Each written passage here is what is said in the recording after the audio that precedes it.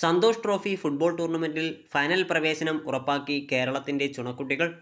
ഇന്ന് ഹൈദരാബാദിൽ നടന്ന സെമി ഫൈനൽ പോരാട്ടത്തിൽ കരുത്തരായ മണിപ്പൂരിനെ തോൽപ്പിച്ചാണ് കേരളം ഫൈനലിലേക്ക് മുന്നേറിയത്.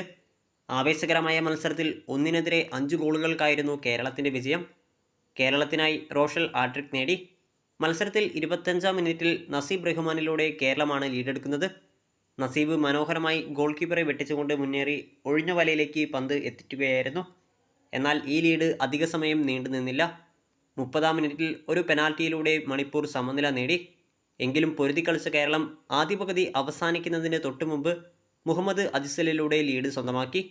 ആദ്യ പകുതി 2-1 എന്ന നിലയിൽ കേരളം അവസാനിപ്പിച്ചു.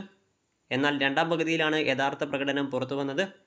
രണ്ടാം പകുതിയിൽ മണിപ്പൂർ സമനില ഗോളിനായി ആഞ്ഞു ശ്രമിച്ചുവെങ്കിലും കേരള ഡിഫൻസ് അവരുടെ കരുത്ത് പുറത്തെടുത്തു. ഗോൾ കീപ്പർ അജ്മലിൻ്റെ മികച്ച സേവുകൾ കേരളത്തിന് തുണയായി എന്ന് എടുത്തു പറയണം. 72-ാം മിനിറ്റിൽ സബ്ബായി എത്തിയ മുഹമ്മദ് റോഷലിൻ്റെ ഫിനിഷ് കേരളത്തിൻ്റെ വിജയം ഉറപ്പിച്ചു എന്ന് തന്നെ പറയാം. പെനാൽറ്റി ബോക്സിന് പുറത്തുനിന്നുള്ള ഷോട്ടിൽ നിന്നാണ് റോഷൽ തൻ്റെ ഗോൾ സ്വന്തമാക്കിയത്. അവസാനം 87-ാം മിനിറ്റിൽ റോഷൽ തൻ്റെ രണ്ടാം ഗോളും 96-ാം മിനിറ്റിൽ പെനാൽറ്റിയിലൂടെ അദ്ദേഹത്തിൻ്റെ ഹാട്രിക്കും പൂർത്തിയാക്കി. ഇനി സന്തോഷ് ട്രോഫി ഫൈനൽ പോരാട്ടത്തിൽ കരുത്തരായ വെസ്റ്റ് ബംഗാളിനെയാണ് കേരളം നേരിടാൻ പോകുന്നത്.